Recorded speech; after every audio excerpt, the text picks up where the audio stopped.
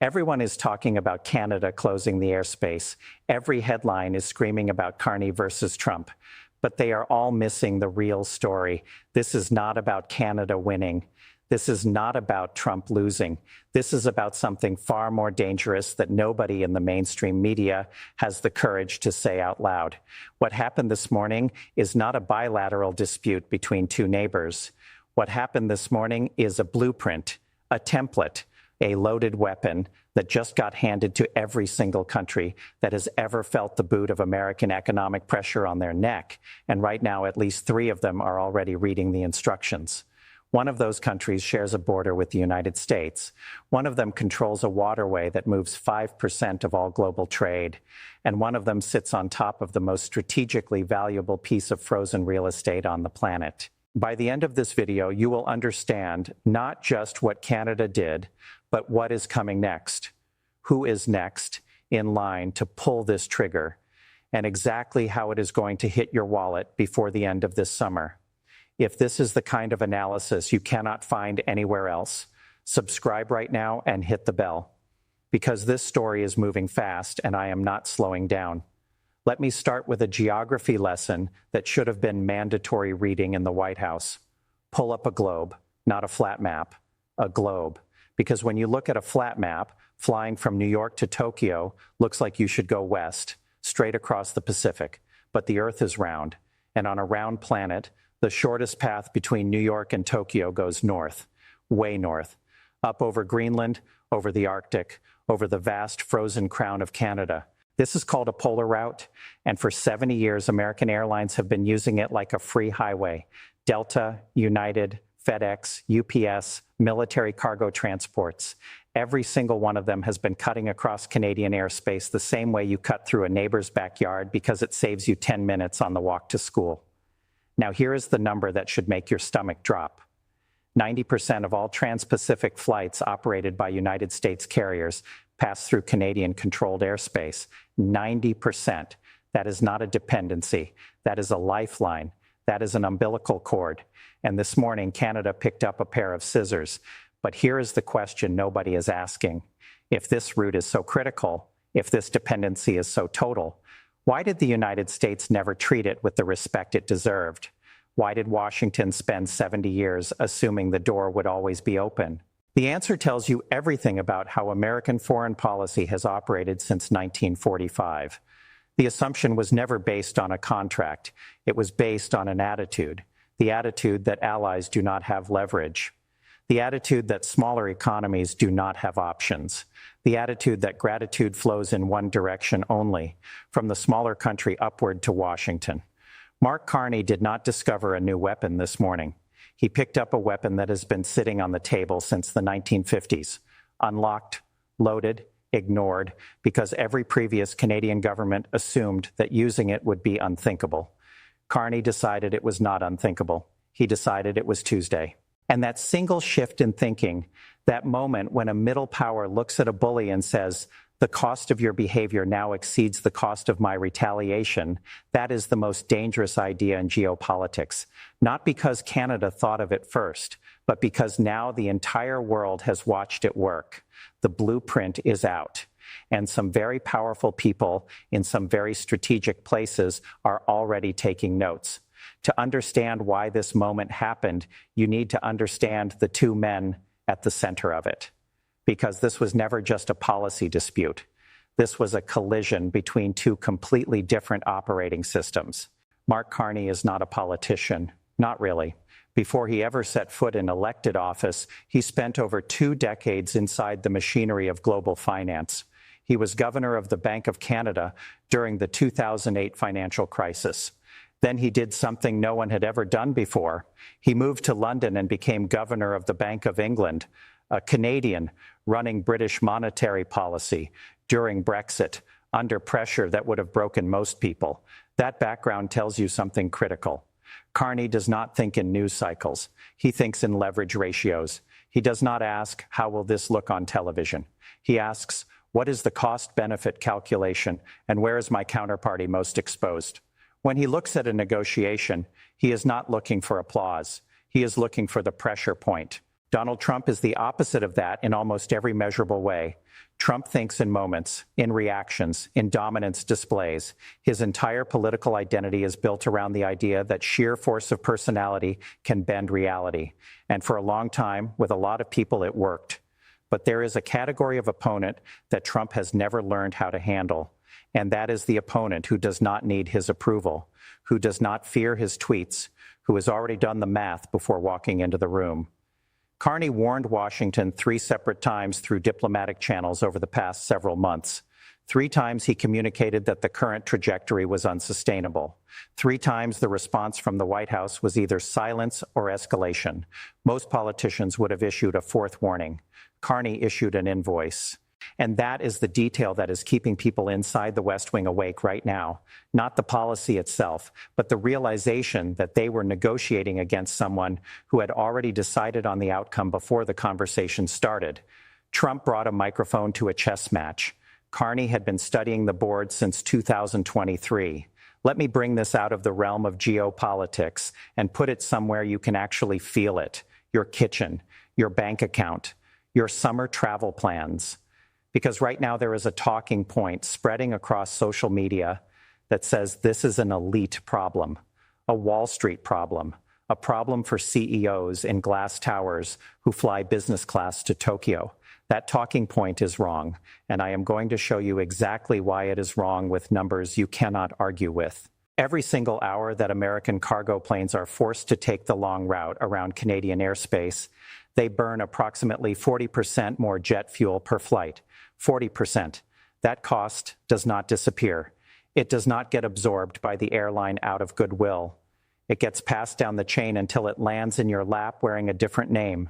Sometimes it is called a fuel surcharge. Sometimes it is called a logistics adjustment fee. Sometimes it just shows up as a price increase on the product you were about to buy. Run the math on a weekly basis, and analysts are estimating the total hit to the United States aviation and logistics sector at $4 billion per week. $4 billion. To put that in human terms, that is roughly $12 per week extracted from the economic life of every single American man, woman, and child. Not because of a war, not because of a natural disaster, because of a trade argument that escalated past the point of no return on social media at 3 in the morning. Your Amazon delivery gets slower. Your flight to visit family this summer costs more. The factory that makes the car parts that keeps your mechanic employed starts running short on components because the shipping timeline from Asia just grew by 36 hours. These things are connected. The global supply chain is not an abstraction.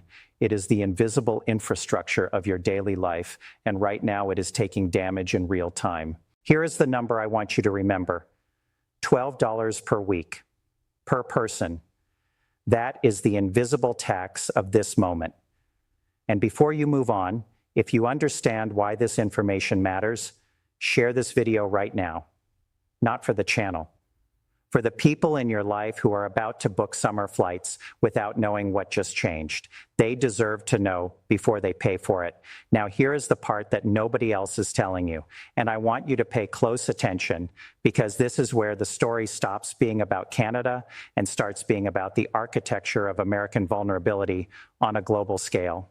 Canada did not invent this move. Canada discovered that this move was available. And the moment they executed it successfully, they sent a signal across every foreign ministry, every trade negotiation table, and every strategic planning office on the planet.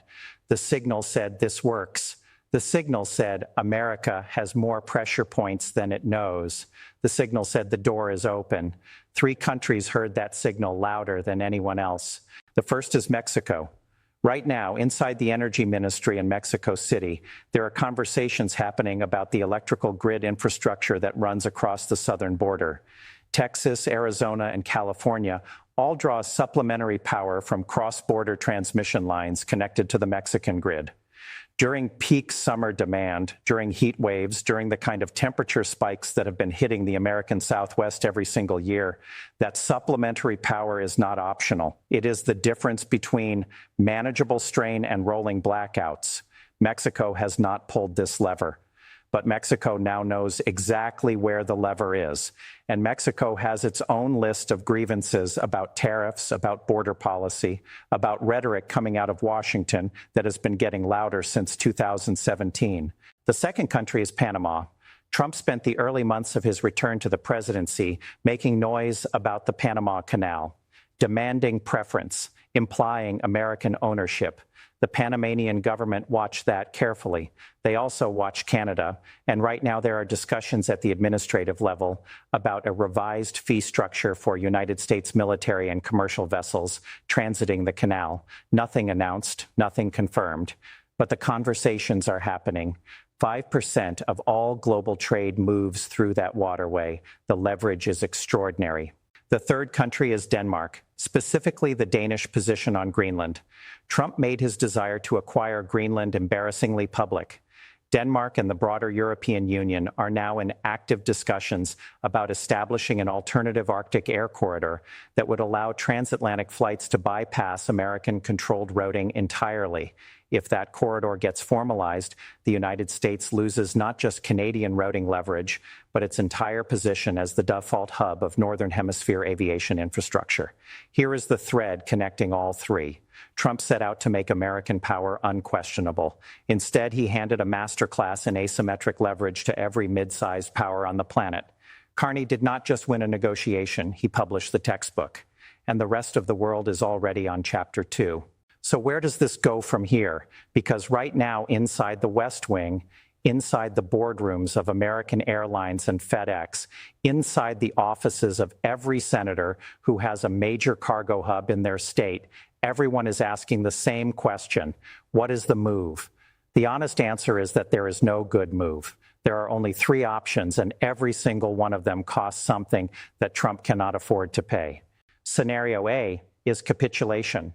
Trump backs down. He softens the tariffs, frames it as a negotiated victory, tells his base he extracted concessions, and quietly allows the routing rights to be restored.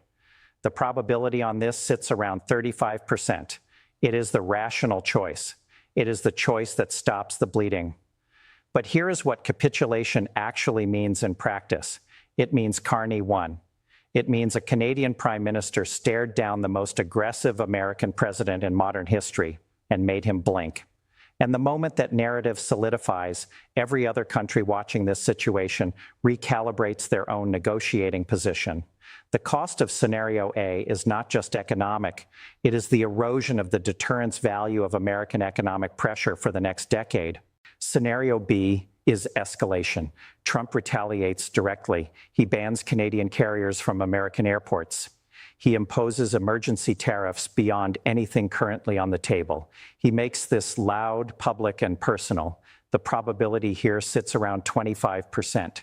And the reason it stays that low is simple mathematics. Canada has a population of 40 million people.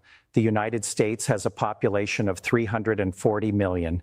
A full severance of North American aviation would hurt both countries, but it would devastate American regional economies that depend on cross-border business travel, tourism, and supply chain movement in ways that Canada can absorb far more efficiently. Escalation hands Trump a short-term headline and a medium-term recession. Scenario C is the back-channel deal. A proxy flies to Ottawa. Concessions get made in private. Trump announces a tremendous new agreement in public while the actual terms quietly reflect whatever Carney put on the table 3 months ago. Probability 40%. This is the most likely outcome, but it is also the most dangerous one for American credibility long-term, because a back-channel capitulation still reads as capitulation to everyone who is paying attention. And here is the question I want you to sit with. Which of these 3 scenarios helps China the most? Think about that carefully, because Beijing has been watching this entire situation with very specific interests in mind, and the answer is not the one most people would guess. Let me zoom out now, further than Canada, further than airspace, further than tariffs and polar routes and quarterly earnings reports, because what we are witnessing right now is not a trade dispute. It is the visible crack in a structure that has been under pressure for decades. After the Second World War ended in 1945, the United States did not just win militarily. It won architecturally. It designed the system.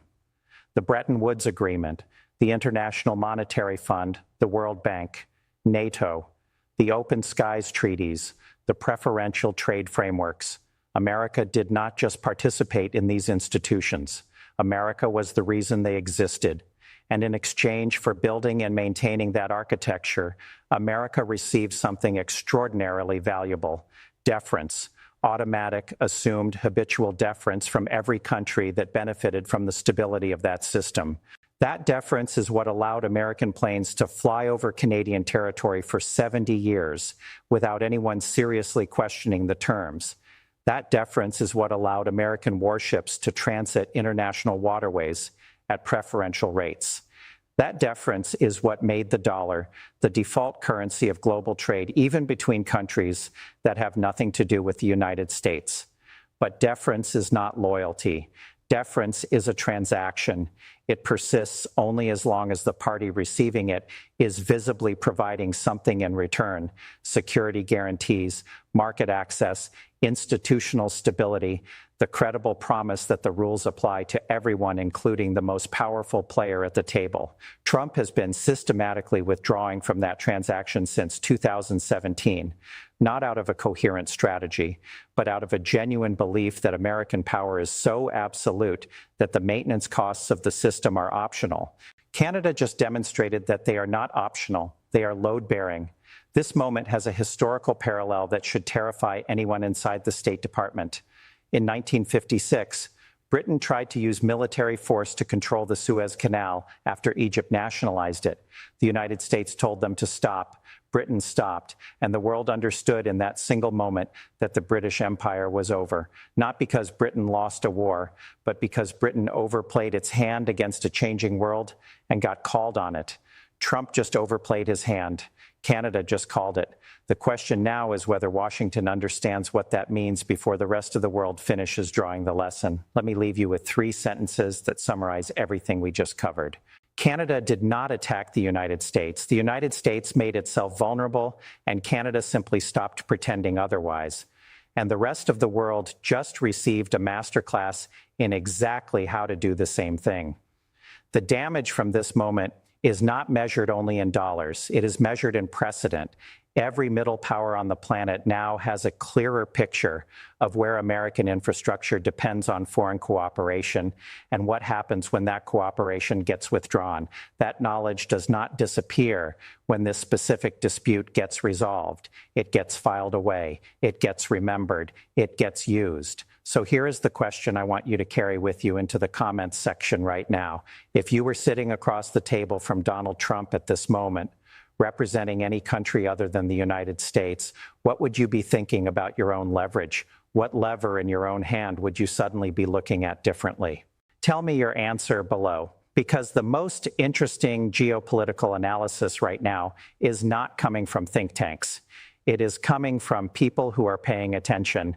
If this video gave you something that the mainstream coverage is not giving you, subscribe right now, hit the bell so you do not miss the next update, and share this video with one person today who is about to make a financial decision without understanding the context they are living inside. I will be back the moment this situation moves, and it will move. The skies are not closed forever, but the world that existed before this morning is not coming back either. Stay sharp. Stay informed. I will see you in the next one.